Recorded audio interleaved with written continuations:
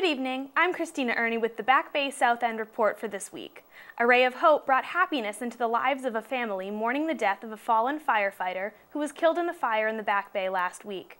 Kristen Walsh, wife of firefighter Lieutenant Ed Walsh, mourned her husband's death at the wake and funeral last Tuesday, but was still left unsettled without her husband's wedding ring, which was lost at the scene. An investigative team entered the burned-out building for the first time Tuesday to search through the debris, and they found the ring in the basement where the lieutenant's body was recovered.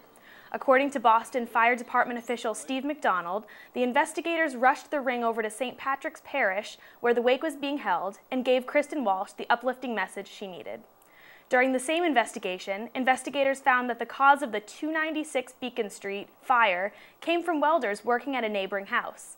According to two law enforcement officials, the welders tried to warn others of the fire that was caused by sparks in the rear of the building and that spread to 298 Beacon. The welders were operating without a license. In other news, a Boston police officer responded to a domestic violence call in the South End this weekend that resulted in a man being shot and killed. The police responded to a call at 77 Lenox Street at 3 p.m. on Saturday from a woman saying her boyfriend had assaulted her. When police arrived, the man allegedly charged at police officers with knives when he was shot by an officer. The man was transported to Boston Medical Center, where he was pronounced dead. According to Boston Police Superintendent-in-Chief William Gross, the officers attempted to place the suspect under arrest, at which time the suspect armed himself with multiple knives and lunged at the officers.